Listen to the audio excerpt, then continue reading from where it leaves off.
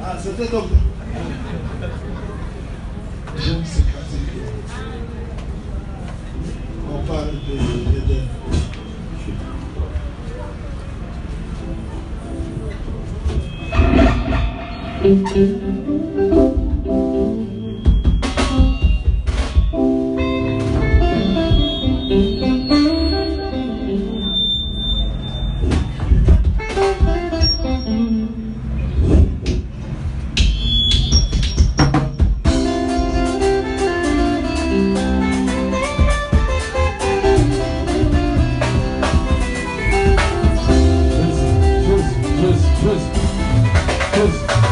Yeah!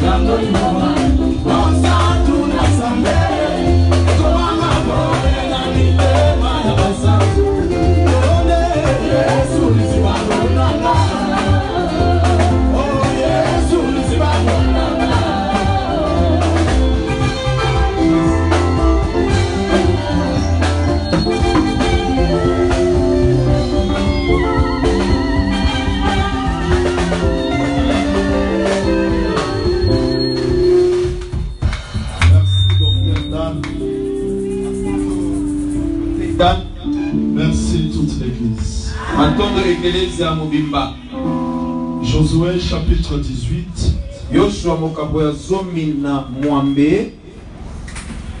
Je commence la lecture à partir du deuxième verset et je descends, il est écrit. Josué 18, 2, il est écrit. Il restait 7 tribus des enfants d'Israël qui n'avaient pas encore reçu leur héritage.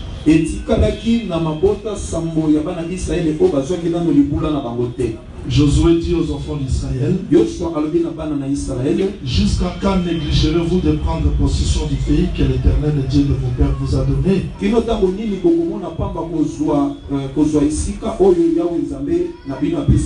Choisissez 3 hommes par tribu. Je les ferai partir, ils se lèveront. Parcourront les pays, traceront un plan en vue du partage et reviendront auprès de moi.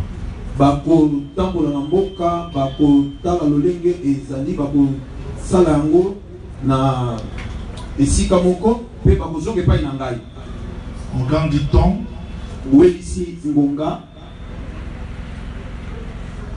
nous prenons toujours les mêmes chapitres. Je suis dans le verset 8. Lorsque ces hommes se levèrent et partirent pour tracer un plan du pays,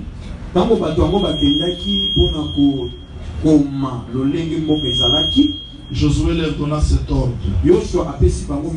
Allez parcourir le pays, tracez-en un plan et revenez auprès de moi. Puis je jeterai pour vous le sort devant l'Éternel assis.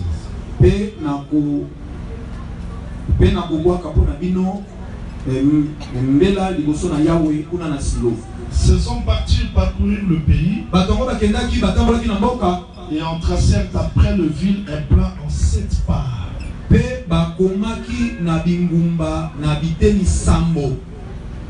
Dans un livre. Ils revèrent auprès de Josué dans les camps. Apocalypse chapitre 5.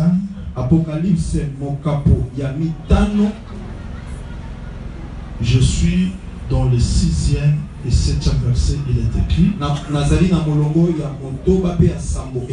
Je vis au milieu du trône et des 4 êtres vivants et au milieu des vieillards et un agneau qui était là comme immolé.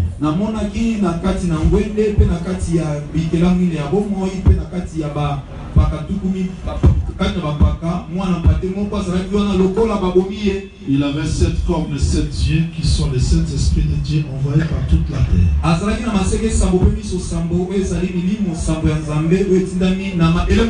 Il vint, il prit le livre de la main droite de celui qui était assis sur le trône.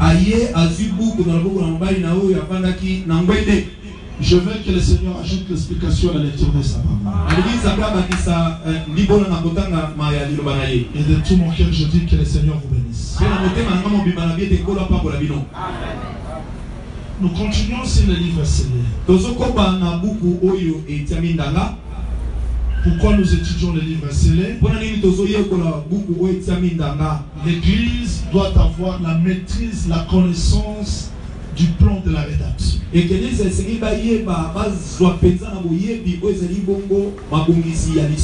Comment est-ce que nous avons été sauvés? Et qu'est-ce qui est caché dans ce plan de la rédemption? Et c'est très important. C'est comme la sœur Esther. Mardoché l'a enseigné. Elle a pris la place de Vachi. Elle a trouvé grâce. Mais le même Mardoché devait aussi avertir Esther sur le jugement. Le ministère doit expliquer à l'Église tout le plan de Dieu.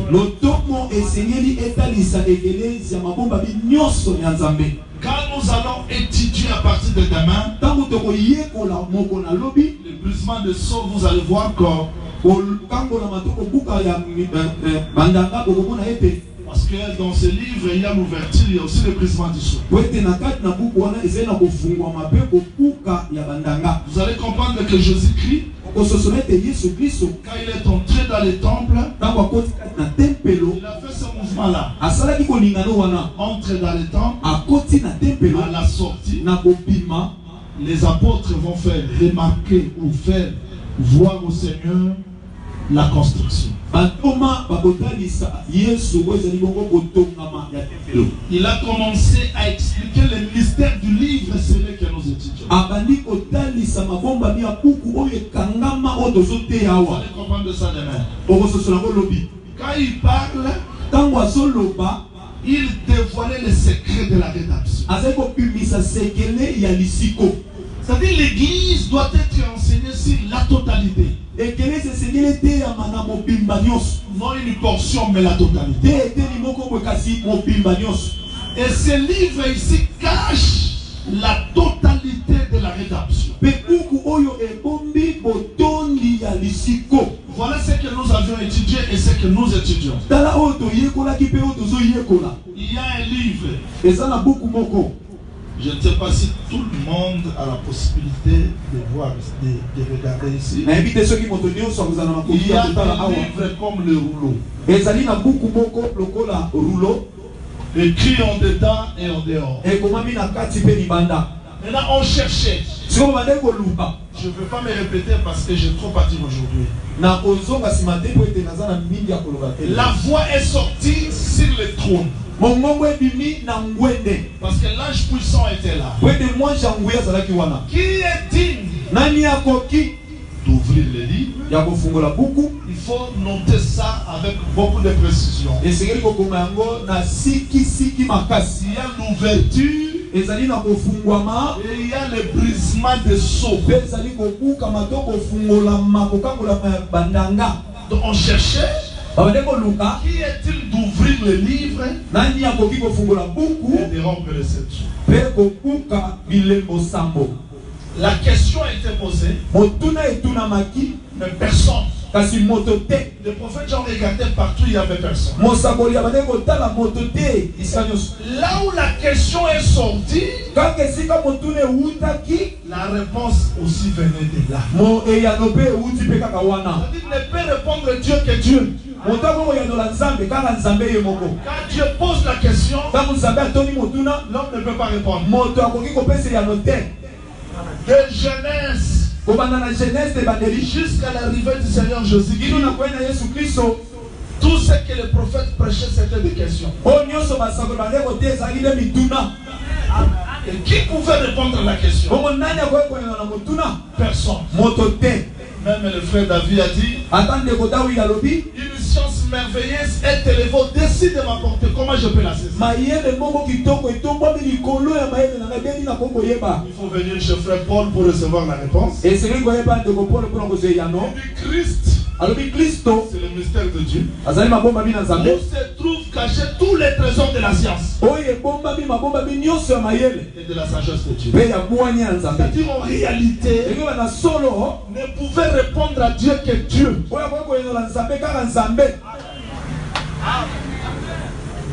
Vous savez, Jésus voyage un jour. Jésus-Christ voyageait. Je vous ai enseigné le voyage d'Élysée. Pour nous-mêmes, le voyage, c'est un enseignement. Même les 5 liés dans la Bible. Pourquoi? Même les pluriels. Même des virgules. Quelqu'un dit, mais vous exagérez. Je n'exagère pas. C'est notre pasteur Paul qui nous a aidés. La promesse n'a pas été faite aux postérités. Voilà.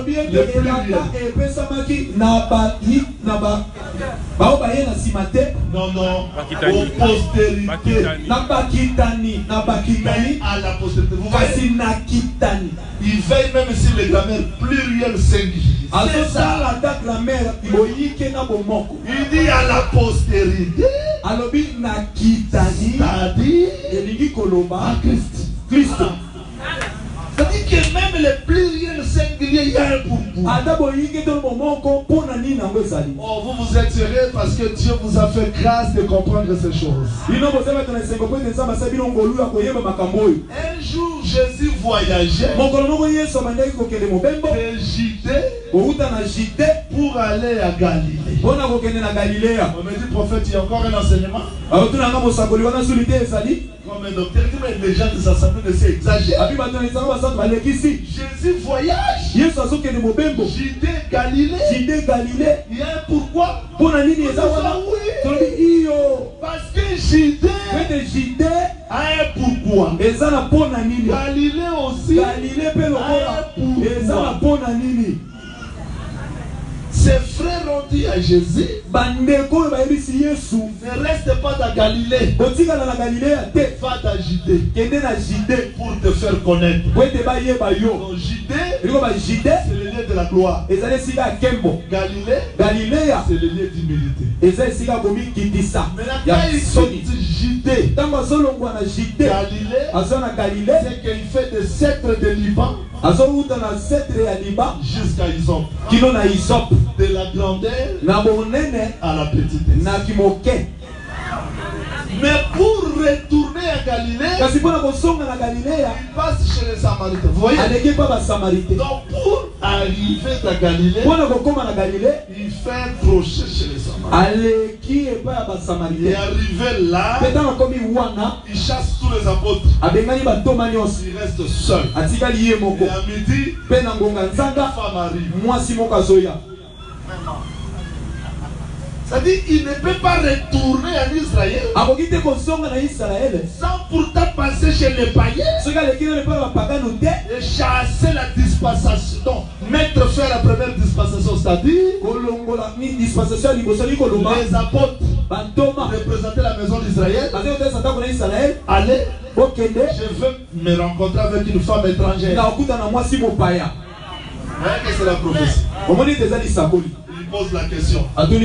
Donc, pourquoi je suis allé là-bas? Je cherche comment est-ce que Dieu pose des questions et des réponses. Donne-moi de l'eau. La femme dit, toi tu es juif. Moi je suis samarien. Pourquoi tu me demandes? Je ne sais pas si la femme a répondu à la question. Elle n'a pas répondu. Jésus répond. Si tu connaissais celui qui te demande, tu aurais toi-même demandé l'eau. C'est-à-dire que qui a la réponse à la question? Jésus. La femme dit, bon, donne-moi cette eau-là. La femme d'autrui, je ne peux pas donner l'eau comme ça. Va me chercher ton mari. On a quitté l'eau. L'eau nous amène vers les mains. La femme dit, je n'ai pas de mari. La femme n'avait pas répondu. Jésus répond à sa femme. Tu as dit vrai. Tu avais 5. Tu vois? Quand Dieu pose la question, qui répond? Et quand il termine l'entretien, les apôtres arrivent. C'est-à-dire que la dispensation des païens s'achève et Israël retourne. À ce moment-là, il va retourner là où il avait changé l'eau au vin. Vous voyez? Parce que quand il a changé l'eau au vin, personne n'a crié en lui. Mais après cette escale, il va retourner là-bas pour faire le miracle afin que ces gens-là croient. Donc c'est la prophétie. Je peux avancer? Qui a-t-il de prendre le livre et de rompre les 7 sceaux? Qui répond? Toujours le trône. C'est-à-dire que Dieu répond à Dieu. Non, on va me dire, prophète, tu veux dire quoi? Quand Dieu plaça les chérubins avec l'épée flamboyante, qui pouvait répondre? Personne. Dieu lui-même est venu. Il a répondu à Dieu. C'est-à-dire que la réponse de la question était toujours là. Et cette réponse-là, c'était l'agneau. Suivez-moi très bien. L'agneau vient. C'est là où nous sommes arrêtés. Il prend le livre. Prendre le livre signifie quoi? Vous êtes? Nous y sommes. Vous y êtes. Nous y sommes. Je ne peux pas raisonner. Mais je vais vous donner le pourquoi de prendre le livre. Regardez ici. Josué marche avec les enfants d'Israël. Il devait retourner dans Canaan. Israël ne part pas dans Canaan. Il retourne dans Canaan. Arrivé dans Canaan, suivez ici, ils vont faire ça. Occident, midi, nord, est. Ce mouvement-là, il quitte l'Égypte comme ça, il descend, il monte au nord, il regarde l'Orient, Occident, il tourne le dos à l'Orient pour entrer dans Canaan. Et là, ils doivent traverser Jourdain. Ils n'ont pas traversé Jourdain comme ça. Ils ont traversé de l'Orient à l'Occident. Très important. Regardez ici. Avant de traverser le Jourdain, il y a 2,5 tribus qui reçoivent la portion de terre. Qui sont ces 2,5 tribus? Ruben, il y a Gad, il y a demi-tribu de Manassé. Donc ça, ce sont les premiers-nés.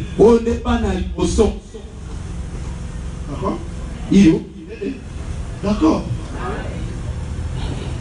Il traverse le Jourdain.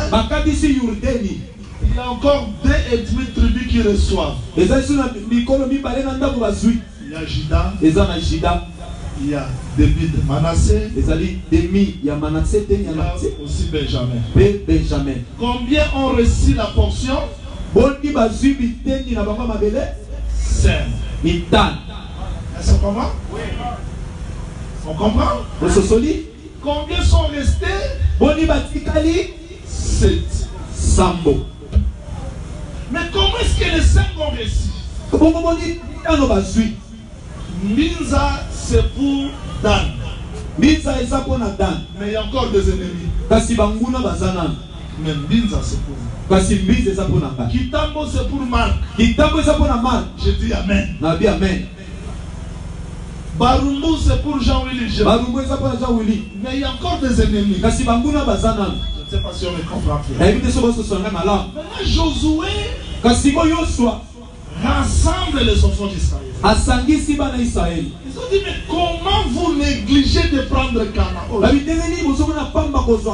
Choisissez des gens qui sont capables d'explorer le pays. Faire étude avec soin. Qu'est-ce qu'ils vont faire? Ils vont prendre le pays qu'ils ont vu. Ils vont dessiner ça dans un livre. Pourquoi dessiner dans un livre? Parce que je vais tirer au sort. Ils ont récupéré, ils ont exploré le pays, ils ont dessiné ça dans un livre. Regardez-moi, on a déposé le livre devant Josué. Qui est le livre? C'est quoi le livre? C'est le pays. Donc tu ne peux pas posséder une portion de terre. Si Josué Josué n'ouvre pas les livres. Parce que dans ces livres, il y a le pays. Donc on a partagé Cana par 5, 7. Sambo. Je peux expliquer 5 là comme deux, mais je ne suis pas là. Que je l'explique. Et je donne le pourquoi des demi et demi. Parce que notre évangile explique même les demi. Marchons un peu. Petit à petit. Donc 5, 7. Sambo. À part ça, il n'y a pas Cana. Un homme vient sur la terre. Jésus. Il prend le pain. 5 pains. Il donne aux gens. Ça reste combien? 7. Deuxième miracle. 7 pains. Il dit, c'est-à-dire que 5, 7, donc le canal là, il a été divisé en 5, 7. C'est le pain. Donc c'est toi.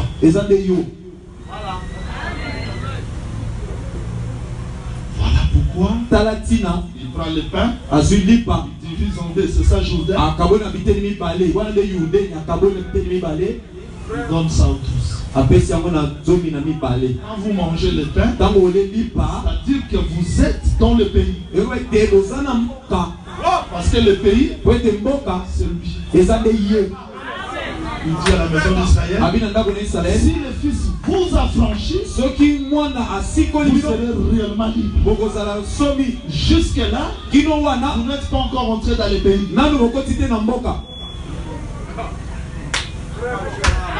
Pour entrer dans les pays, Moïse donne l'ordre. Quand vous entrerez dans les pays que l'Éternel votre Dieu vous donne, vous allez s'aimer, moissonner. Vous allez prendre le produit. Vous allez amener ça devant les sacrifices. Pour faire cette déclaration, l'Éternel avait promis à mon père d'entrer dans les pays de Canaan. Je suis entré aujourd'hui. Depuis que tu es entré là, tu n'es pas encore dans Canaan. On entre dans Canaan, on sème, on moissonne. Et vous amenez ce pain là. Je suis entré. On pose à Jésus la question. Les Grecs veulent te voir. Il dit, je vous dis en vérité, si les grains de blé tombent à terre, c'est-à-dire les grains de blé, c'était toi. Avant sa mort et sa résurrection, personne n'a possédé le pays. Mais quand il est mort et ressuscité, nous pouvons dire aujourd'hui, le ciel est à nous. Parce qu'un homme a frayé le chemin. Donc les pays, c'est le livre. Ok. Amen. Voilà pourquoi moi je crois qu'un ministre ne peut pas nous amener dans le pays s'il n'a pas visité le pays. Quand il est descendu, il amène les captifs. Pour faire quoi? Voir le pays. Quand ils vont descendre, ils vont dessiner le pays. Enseigner, c'est dessiner Jésus dans les cœurs des gens. Pour que les peuples, quand ils vont voir des hommes passer, ils ne posent pas de questions. Parce que dans leur esprit, Jésus est déjà dessiné. C'est ce que les standards les plus anciens faisaient. Quand il enseignait Rebecca, il dessinait Isaac. Jusqu'à ce qu'un jour, quand Rebecca a vu Isaac, il dit, qui est celui-ci? Au cours de la route, Elle pouvait voir Abraham passer. Isaac passer. Qui? Moïse passer. On ne va pas poser la question. Jean-Willy passer. On te posera pas la question. Qui? Jean-Marc passer. Un jour, quand nous allons les voir, nos questions trouveront des réponses. Je peux continuer? Et moi je crois, avant que le peuple reçoive le pays, il faut que les saints commencent à voir le pays. Une église où le pasteur est païen, impudique, escroc, l'église aussi sera impudique. C'est lui qui est sauvé premièrement, c'est le saint. Moi je prêche comme les frères là. J'appelle ces bien-aimés la frère. Les brigands de la croix. Il regarde Jésus. Il dit sauve-toi. Tu nous sauveras. Toi tu es prisonnier comme moi. Tu vas me délivrer comme moi. Un prisonnier ne délivre pas les prisonniers. Un pasteur impudique ne va pas délivrer les gens de l'impudicité. Parce qu'on transmet ce qu'on a. On donne ce qu'on a. Je suis contre les gens qui disent Dieu l'a élevé beaucoup. Voilà pourquoi il tombe. Alors Paul, alors Pierre. Il faut que les gens retournent à la repentance. Les choses qui se font aujourd'hui dans des églises. Pasteur escroc, impudique. J'ai toujours dit qu'il y a d'autres péchés qu'on ne peut pas voir ça chez un homme de Dieu.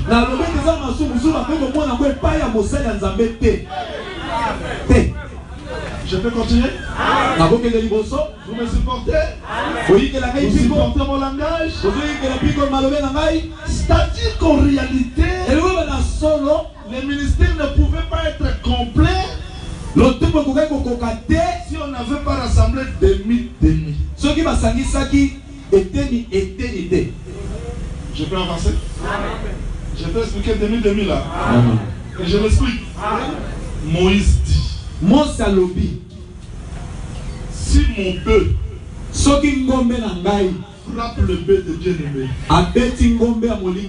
et que ce bœuf là on l'a pas bien gardé, notre bœuf est mort. Vous savez combien de bœufs? Les bœufs morts, les bœufs vivants. On va diviser les bœufs morts en moitié. On donne à Dan moitié. On me donne moitié.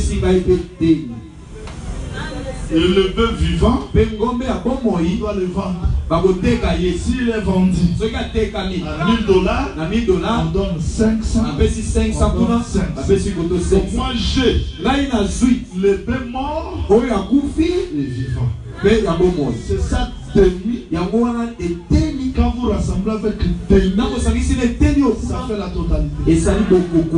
Voilà pourquoi ce jour-là, un bœuf, Moïse a frappé notre bœuf, Jésus. Et maintenant il faut restituer. Les frères Pierre sortent, il prend le cadavre. Il dit c'est Jésus que vous l'avez crucifié. Tu es la résurrection. Est-ce qu'on comprend ça bien? On a compris? On n'a pas encore bien compris. C'est comme Jacob. Quand il parle, Siméon. Quand il termine à parler, il meurt. C'est-à-dire que Jacob, c'était lui Israël. Après sa mort, il n'est plus Israël. Il reste le cadavre. Qui devient Israël? Le 12. Donc quand vous prenez les 12, plus les cadavres, donc vous avez demi, plus demi, pour faire la totalité. On a compris? On n'a pas encore compris. C'est comme Samson. Il vient comme ça en face. Il rencontre le lion. Il déchire le lion. Comme un chevreau. Il part. Au retour, il fait ça. Il tourne. Comment Samson? Au départ, tu as tué le lion en face. Au retour, pour voir le cadavre, il fait ça. Oui, la vie, c'est en face. Le cadavre,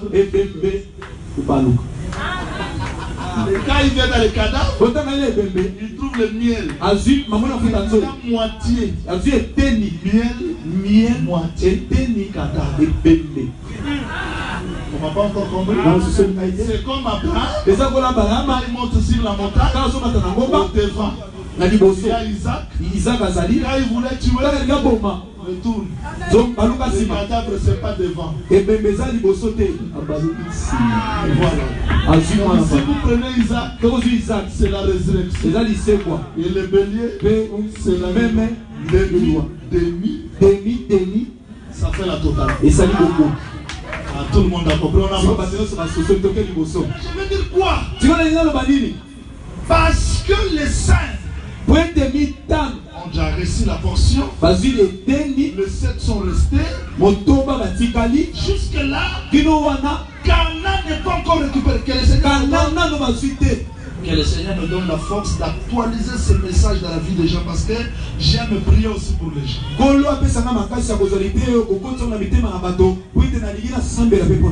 Après la mort de Josué, les enfants d'Israël se sont rassemblés. Ils posent à Dieu la question. Je suis dans Juge 1. 1. Qui d'entre nous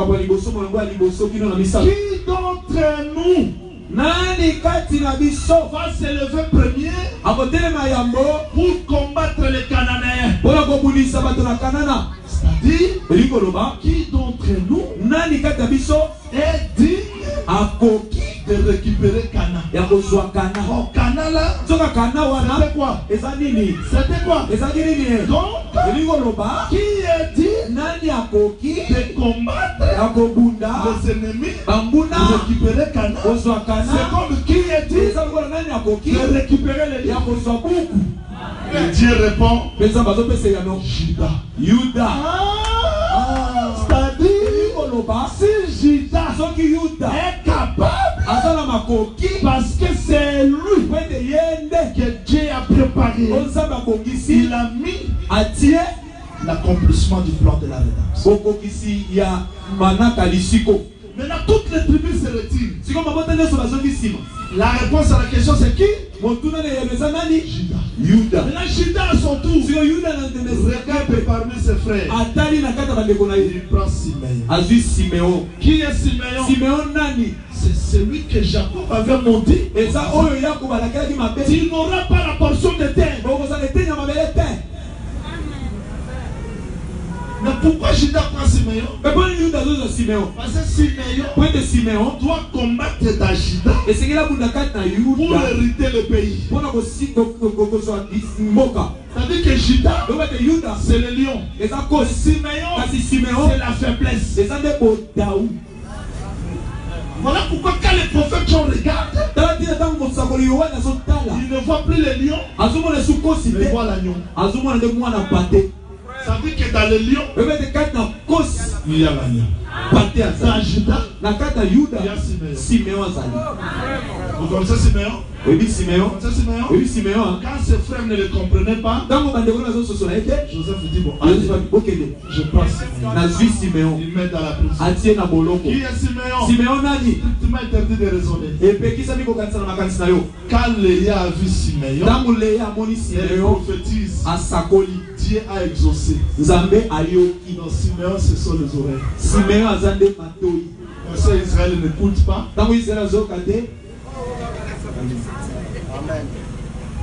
Je peux continuer? Amen. Et je peux continuer. Amen. Nous avons compris que si Judas s'élève, parce que celui qui est digne Mais il ne combat pas seul. Je vous dis que Jésus-Christ, s'il nous a associés dans les ministères, il nous a associés dans le travail, nous devons être conscients que ce n'est pas notre travail. C'est lui le propriétaire, mais nous travaillons dans lui. Si on reconnaît comme ça, personne ne sera le PDG de l'église. J'entends beaucoup de gens. La famille dit c'est l'ensemble. Bon, il faut préparer tes enfants. Où? Dans notre boutique ou bien dans l'église du Seigneur? Ça n'a rien à voir avec la famille. Si pas cela, la sœur Marie allait être maman Mokambi générale de l'église de son fils Jésus. Maria. Donc ici, celui qui est digne, c'est Judas. C'est le Seigneur Jésus. Maintenant, prendre le livre signifie quoi? Récupérer le pays. Je sais que le Seigneur vous accorde l'intelligence pour me comprendre. Je sais que ici Dieu va vous accorder l'intelligence pour me comprendre. Suivez-moi ici, c'est très important. Je récupère le pays. Mais attention, il y a des ennemis qui sont restés dans le pays. Je récupérais le pays, mais je n'ai pas terminé les ennemis. C'est là où nous échouons beaucoup. Je suis victorieux par Jésus-Christ. Je suis béni par Jésus-Christ. Tu as reçu ça par la grâce. Mais il faut faire attention. Dans chaque bénédiction, il y a des combats. Dans chaque élévation, il y a des combats. Yes. Si l'église est à 10 membres, c'est très difficile de recevoir trop de missionnaires que Dieu envoie. Dieu m'a envoyé. J'ai un fardeau, j'ai un message. 10 membres. Tu vas pas recevoir. Mais si l'église commence 100, si vous n'êtes pas fort, chaque année vous pouvez recevoir 40. Dieu m'a envoyé. Mais Dieu ne t'envoie pas quand nous étions dans cette. Je ne suis pas contre que Dieu puisse envoyer les prédicateurs. Mais il y a aussi l'exagération. Je dis cela pourquoi? Pour que les gens comprennent. Il y a la différence entre recevoir une promesse, une bénédiction et la posséder.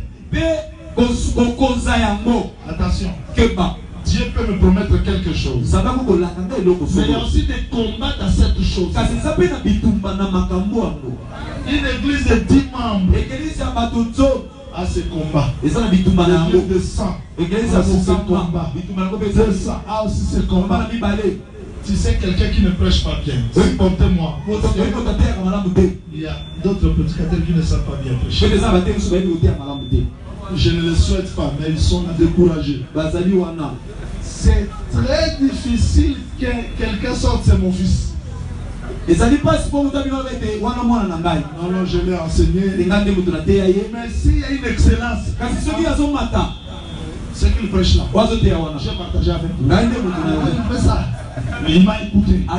Il me répète. C'est-à-dire qu'il y a toujours des combats. Je vais avancer. Je vais avancer. Je suis allé là-bas pour vous expliquer. Bien que Judas est digne, mais il y a des ennemis qui sont restés. Nous échouons beaucoup, c'est parce que nous ne faisons pas attention au combat. Tu as trouvé grâce auprès du Seigneur, mais tu n'as pas trouvé grâce chez le diable. Donc quand Judas prend le livre, Cela veut dire quoi? Il a récupéré les droits de la propriété. Deuxième étape, il faut maintenant combattre les ennemis. Est-ce qu'on me comprend? Ça, c'est le brisement des sceaux. Prendre les livres, c'est ce que Christ a fait à la croix. Il a récupéré les droits de la propriété. Tout pouvoir m'a été donné au ciel, sur la terre. C'est-à-dire que s'il y a un père dans les cieux qui se prosterne devant le fils, on n'a pas commencé là-bas. Quand Salomon est devenu roi, David se prosterna. Donc tout genou doit fléchir au nom de Jésus. Parce que c'est lui le roi. Mais quand vous regardez la terre, il y a encore des ennemis. Prenons un exemple très simple pour que tout le monde regarde. Je vous ai enseigné ça ici. Je récupère cet exemple pour que vous compreniez. David explique la prophétie, il dit, un jour, je faisais paître le troupeau de mon père. Ce n'était pas son troupeau. Il faut reconnaître que c'est le troupeau du père. Je faisais paître le troupeau de mon père. Le lion est venu. Quand le lion est venu, où était David? Il a récupéré une brebis. Il part. J'ai laissé le troupeau. Avec qui? J'ai couru. Remarquez. J'ai couru. David connaissait les traces. Là où le lion passait. Il dit, j'ai couru derrière lui.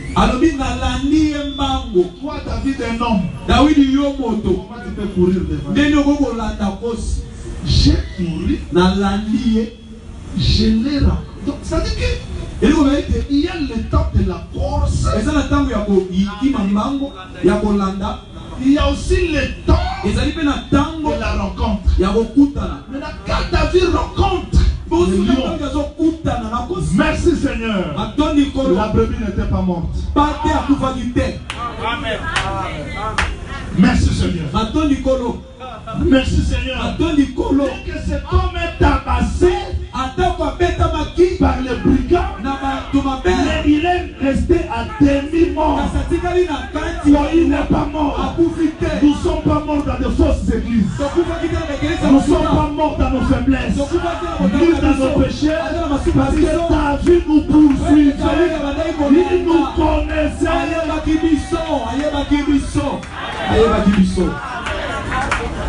J'aime interpréter le texte par le texte. Le texte dit, quand Jean-Baptiste a fini sa course, c'est-à-dire qu'il était coureur. Oui, frère. Tous les prophètes étaient des coureurs. Mais ils ne comprenaient pas. On peut monter quelques degrés. On peut monter. C'est comme David qui s'est caché auprès de la bière. Et Jonathan qui dit au coureur, il jette la flèche. Le coureur court, mais il ne comprend pas la flèche. Sauf David qui est caché. Or ces flèches-là parlaient de la mort et de la résurrection de David. Si les flèches partent devant, loin, ça signifie. Si les flèches rentrent ici, ça signifie que David il va mourir. Si ça marche là-bas, donc David il ne va pas mourir. Donc les flèches parlaient de la mort et de la résurrection. Et les coureurs ne comprenaient pas. Qui sont les coureurs? Les Esaïe, les Jérémie, les Ézéchiel. Là je ne raisonne pas. Les prophètes ont prophétisé. Toucha la grâce qui vous est réservée. Vous la sondez l'époque. les circonstances marquées par Dieu, qui annonçait d'avance la mort et la résurrection et la gloire qui devait suivre. Mais tous ces prophètes-là ne comprenaient rien. Voilà pourquoi avant d'aller donner l'offrande, il faut faire quoi? Si tu n'as pas paix avec quelqu'un, tu dois faire la paix avec lui. Jésus, avant de monter la Golgotha, donner l'offrande, Moïse est venu. Parce qu'on l'accusait. Moïse n'a pas dit ça. Il devait faire la paix. Les prophètes, Élie est venu. Et Jésus parlait avec eux. Ils ont fait la paix. Ils montent à la croix de Golgotha. C'est-à-dire qu'en réalité, tous les prophètes étaient de courir. Mais qui courait? C'était David. C'est-à-dire que Dieu faisait la course depuis le jardin d'Éden, que Adam est perdu. Il était couru derrière le lion. Où est-ce qu'il a rencontré le lion? À la croix. À la croix de Golgotha. C'est là qu'il a rencontré le lion. Qu'est-ce qu'il a fait lui? Regardez ce qu'il fait. Il frappe le lion. Il ne tue pas le lion. Il ne tue pas le lion. À la croix de Golgotha, Jésus qui n'a pas tué le diable, mais il a frappé le diable pour nous délivrer. Vous voyez le plan de la rédemption? Nous sommes délivrés comme la brebis, parce que nous étions dans les griffes de lion. Le ministère doit continuer à bomber les pluies.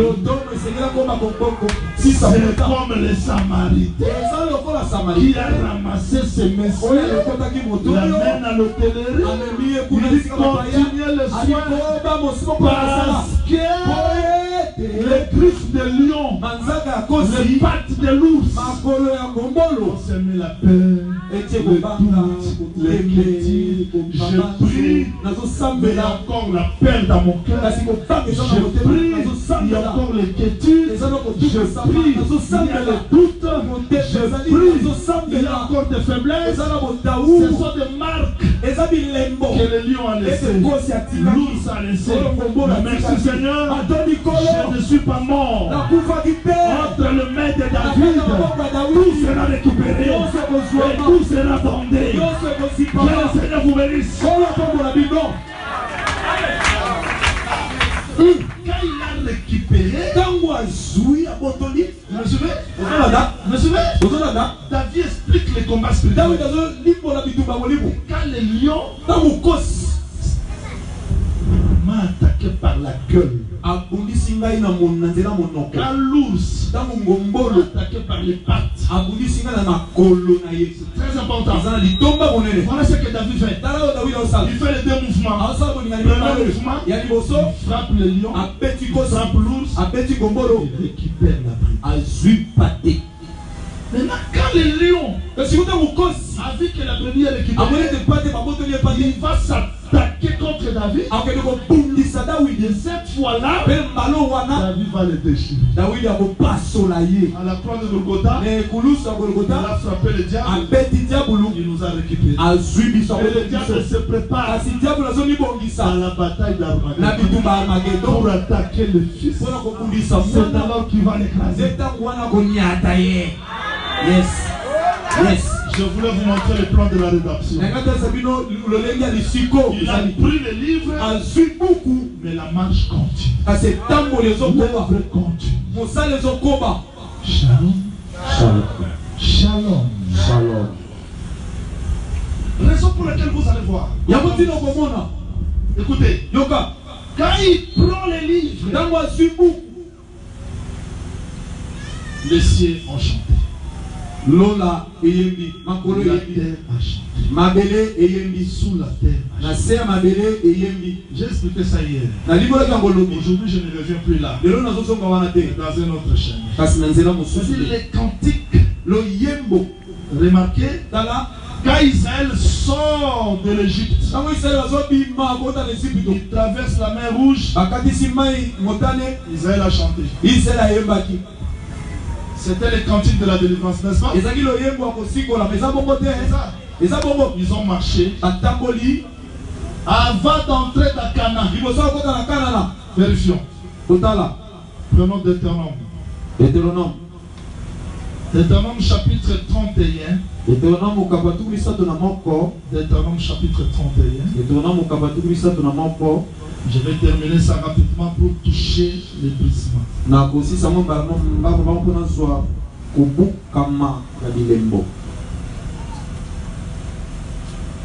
31. Commencez la lecture à partir de verset 22. En ce jour-là, Moïse écrivit les cantiques. Il enseignait aux enfants d'Israël. Verset 24. Lorsque Moïse eut complètement achevé d'écrire dans un livre les paroles de cette loi, Israël est sorti par un cantique. Mais avant d'entrer dans Cana, Moïse les a enseigné aussi un autre cantique. C'est-à-dire,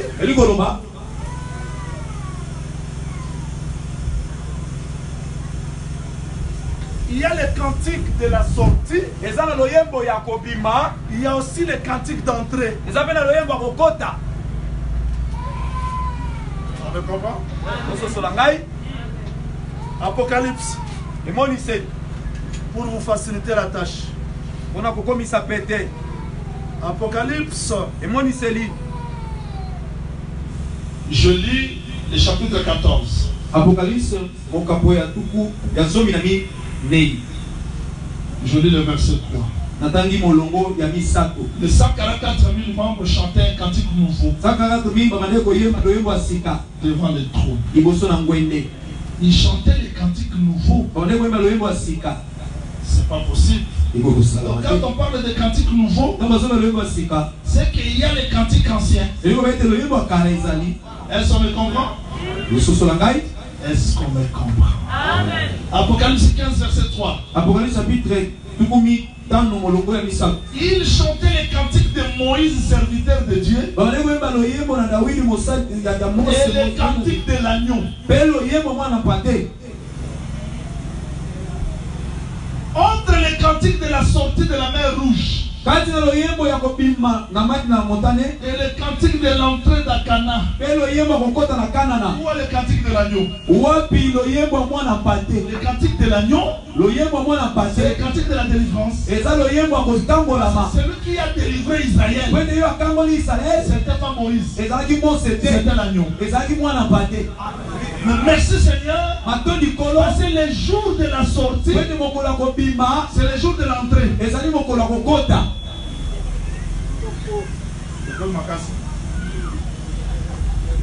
Josué, vérifiez Josué chapitre 5. Josué mon capoyami tano. Vérifiez Josué chapitre 5. Josué mon capoyami tano. Vérifiez Josué chapitre 5. Totala Josué mon capoyami tano. Josué chapitre 5. Josué mon capoyami tano. Vérifions. Totala. Le verset 10. Olongo ya Zomi. Jusqu'à 11e verset. Les enfants d'Israël campèrent à Gilgal. Ils célébrèrent la Pâque le 14e jour du mois. Le soir, dans les plaines de Jéricho, ils mangèrent du bleu du pays le lendemain de la Pâque. C'est-à-dire que quand ils sont entrés dans Cana, ils ont fait quoi? Ils ont fait quoi? Ils ont célébré, merci, ils ont célébré la Pâque. Mais la sortie, ici en Égypte, Nombre chapitre 33, verset 1 jusqu'au 3e verset. Nombre 33, 1. Vous faites Nombre 33, 1, 3 égale Exode chapitre 12, verset 1er jusqu'au 5e. Vous allez voir qu'à la sortie, c'était la Pâque. Quand ils ont mangé la Pâque, c'est le départ. Mais l'entrée d'Akana, c'est aussi la Pâque. Je ne sais pas si vous avez vu ça. Donc le jour de la sortie, c'était ça le jour de l'entrée. Quand les gens disent qu'Israël a fait combien? 43, 40 ans. 40. Nous disons oui. Mais nous disons croyons aussi qu'Israël a fait un jour.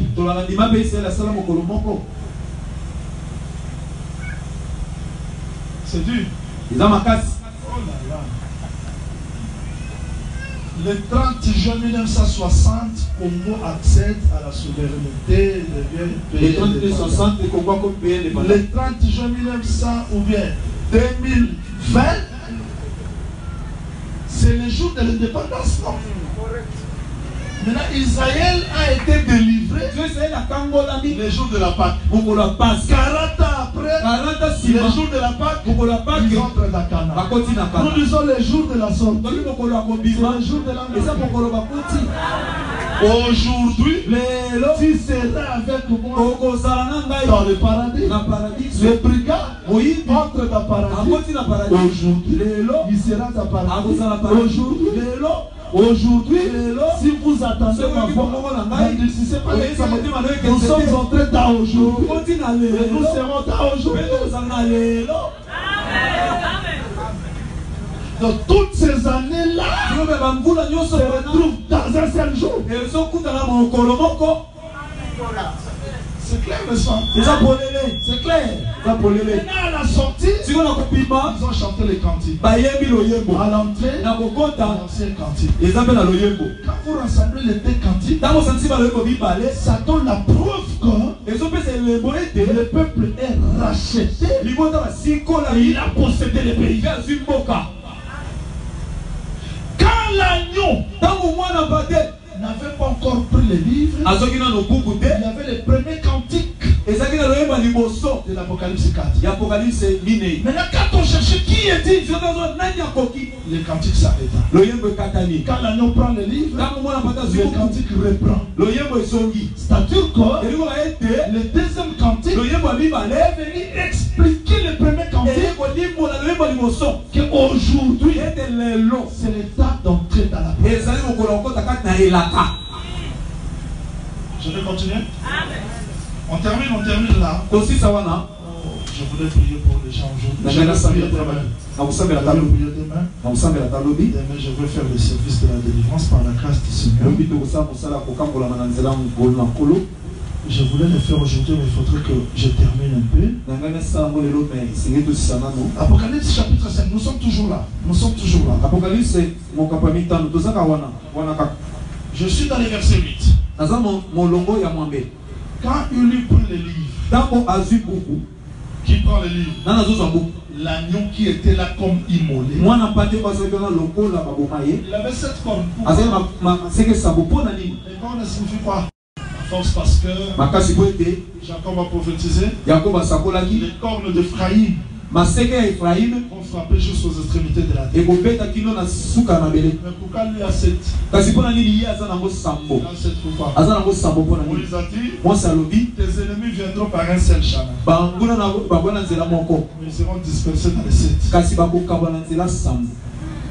Voilà. C'est que l'agneau de 7 cornes, 7 yeux. 7 sambo. Donc s'il là il voit, la corne frappe. Il voit partout. Il voit partout. Amen. Je peux vous expliquer ça? Les lendemains, Jean-Baptiste dit, voici l'agneau.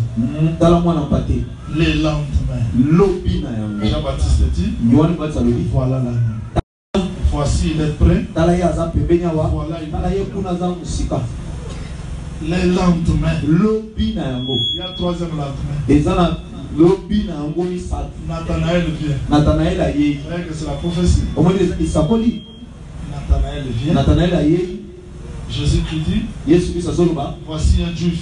Il n'y a pas la fraude. Comment tu m'as connu? Avant qu'on t'appelle, tu étais sous les figuiers. Toi tu as les yeux partout. Il voit pas. Quand il a vu ce monsieur-là, Qu'est-ce qu'on doit faire pour lui? Il a un problème, il doit marcher. Tes péchés sont pas. Comment tu as vu les péchés? L'agneau. Il voit pas. Il voit ici.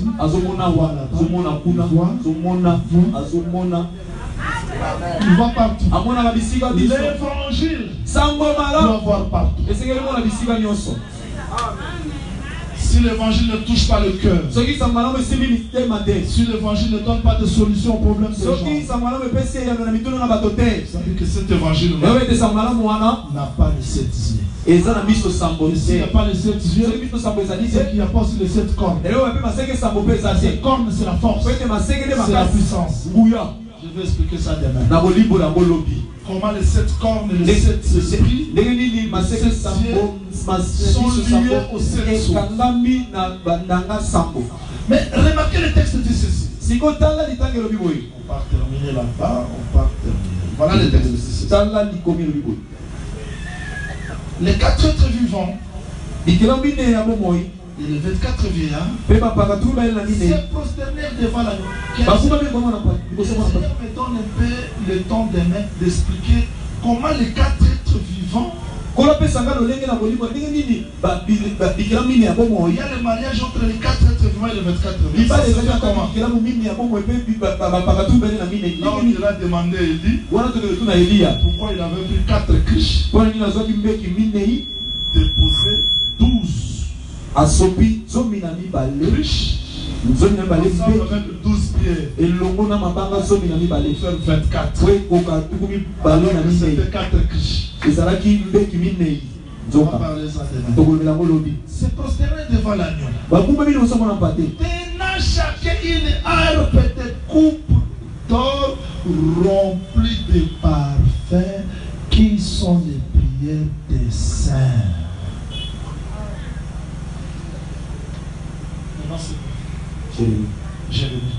Est-ce que tu as déjà vu les prières? Pas encore. Mais ici j'envoie des prières.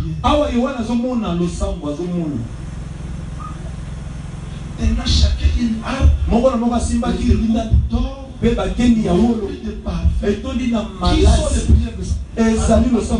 Jean, comment tu as vu les parfums là, les prières des saints?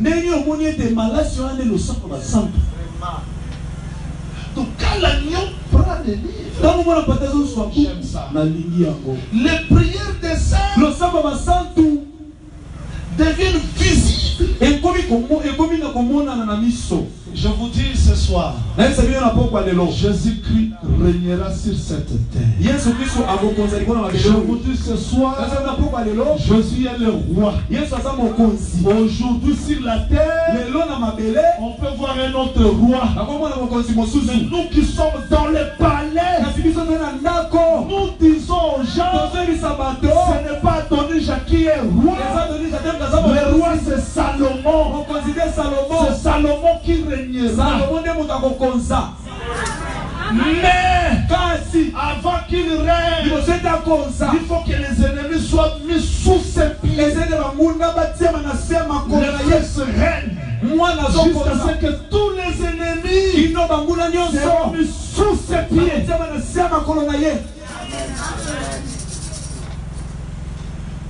Je vous dis vrai. Quand il prend le livre, nous disons que c'est lui le parent rédacteur. Et à ce temps-là, les prières. Moi je ne savais pas que les prières étaient des parfums. C'était des parfums. Oui. La sœur Marie a compris que si eux jetaient le parfum sur l'autel, mais l'autel est devenu un homme. Parce que la loi dit, si une maison est frappée de la lèpre, le sacrificateur vient, il enterrera à la sortie. Non, non, le sacrificateur, il enterrera à la sortie. Il va ordonner que tout ce qui est à l'intérieur sorte. Mais quelle est cette maison qui a été frappée de la maison? La maison d'Israël. Si le sacrificateur reste au ciel, il ne peut pas constater la maison. Il est venu. Il entre dans le temple. À la sortie, on est venu faire remarquer à Jésus, voyez le temple. Il dit non, il y a la lèpre.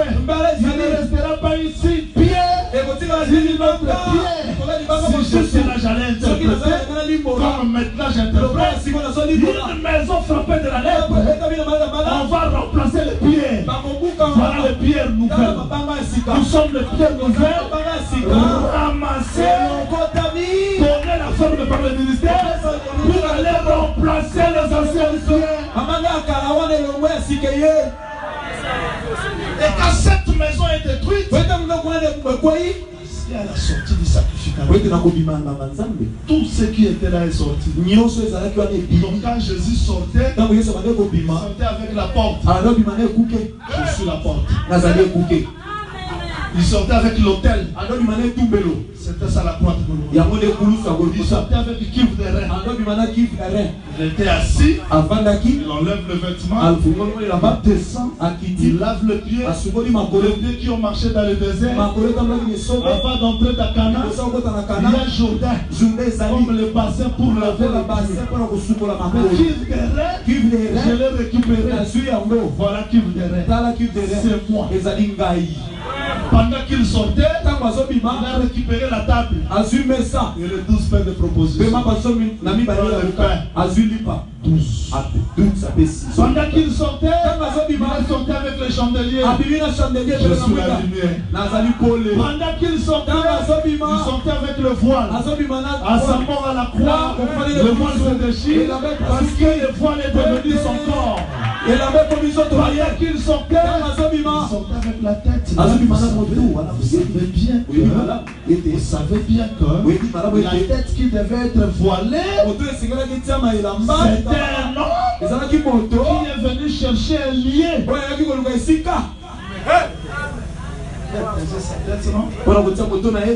Je vais te suivre. Le renard. On comment toi tu appelles Hérode renard? Parce que Dieu a dit, il n'est pas bon que l'homme soit seul. Je lui ferai une aide semblable à lui. On attend l'aide. Dieu fait passer des animaux. C'est ça l'aide. Pour voir comment est-ce que l'homme les appelait. La responsabilité. Dieu ne peut pas donner à Adam la femme. Si ne pas distinguer les animaux et la femme. Après cela, il dit, cette fois-ci, il a dit c'était responsable. Et quand Jésus est venu, avant de voir la femme, il a vu des animaux. Race de vipère, serpent, renard. Comment tu les appelles? Il n'est pas bon que l'homme soit seul. Et avant de voir la femme, je vois tout d'abord des animaux. Et il monte à la croix. Il dort. Dieu sort la femme. Aujourd'hui, l'Église a été manifestée. Exactement, c'est ça. Et ça, il fait ça beaucoup. Yes. C'est-à-dire, en réalité, la sœur Marie a compris que les parfums, on les jette à l'autel. Et l'autel, voilà l'autel. Quelle bonne nouvelle! Il prend les livres. Les parfums sont visibles.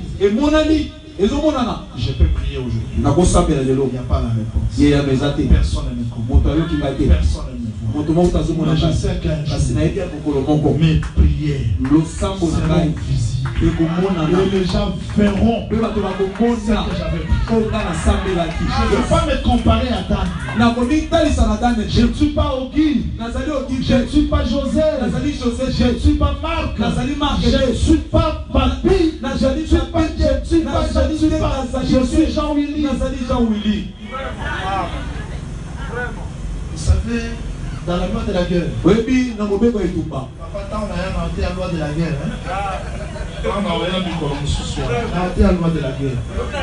Dans la loi de la guerre, si je trouve le butin, Bitin. Non l'interdit, mais bitin. Et je ne peux pas prendre ça comme ça. Si c'est un habit, on lave ça. Avant de chanter, il faut que ça lave. Il y a des bitins qu'on ramasse partout. Moi aussi je suis le bitin. Peut-être habit, on lave, il devient pire. Mais si c'est l'or, on ne doit pas laver. On passe par le feu. La façon que Dieu doit me purifier, c'est de faire de l'autre. Peut-être moi je suis l'or, je dois passer des je ne comprends pas. Si toi tu as le vêtement, merci Seigneur. Mais si c'est moi je suis l'or, comme Joseph, la tunique est récupérée. Je dis merci Seigneur. Je pars là-bas. Arrivé, j'ai la femme de Potiphar. Elle récupère encore le vêtement. J'ai dit que cette femme-là était sauvée grâce à ce vêtement. Le vêtement de Joseph a couvert sa prostitution. Et la femme-là est sauvée grâce au vêtement. Et Joseph entre dans la prison avec un autre vêtement. Comment il change toujours de là dans la prison. Combien de vêtements déjà? Donc tunique. Là, pour la femme de Potiphar, il laisse deuxième dans la prison. Troisième. On vient maintenant. Pharaon a eu un songe. Tu dois interpréter. Changer les vêtements. Il a changé. Quatrième, il arrive devant Pharaon. Il interprète. Amenez le félin. Moi, je ne veux pas regretter les habits que j'ai laissés. Il y a le félin qui m'attend. Il y a le félin qui m'attend. Il lui a été donné de se revêtir de félin. Il y a le félin qui nous attend. Nous monterons sur ce trône avec le félin. Vous m'attendez? Vous comprenez ce message? Nous allons oublier tout ce qu'on a perdu. Nous allons oublier les souffrances. Nous allons oublier les déceptions. Joseph a oublié la prison. Il a oublié la déception. Il a oublié